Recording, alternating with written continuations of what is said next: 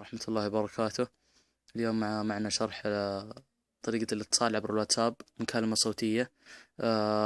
أول خطوة تسويها إنك تحذف الواتساب اللي أنت محمله من السوق، من سوق بلاي. ثاني خطوة تروح على الرابط اللي بحطه تحت بالديسكربشن إن شاء الله.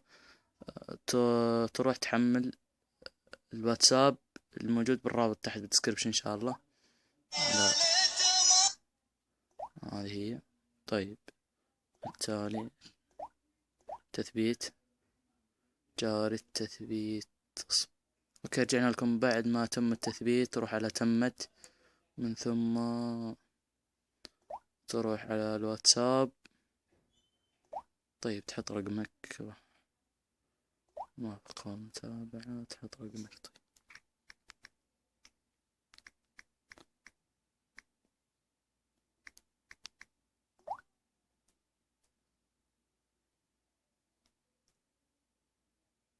اوكي، راح يجيك زي كذا.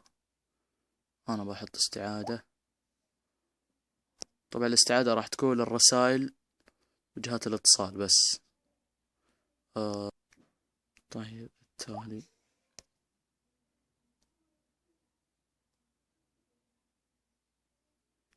تابعه. طيب، بعد ما تخش عليه ما راح تجيك، او ما راح يجيك زي كذا. راح تجيك زي كأنك حملتها من السوق. آه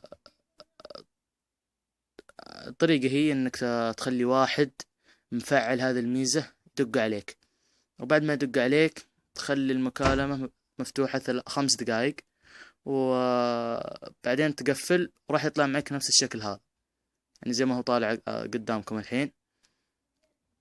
أعيد وأقول إنك بعد ما تحمله من الرابط وتثبته راح يجيك نفس اللي بالسوق، نفس اللي بالسوق. تخلي واحد مفعل هذه الميزة يدق عليك، ومن ثم تخلي المكالمة 5 ثواني، من ثم تقفل وراح يتحول شكله نفس اللي هو طالع قدامكم الحين. طيب، نجرب على ندق.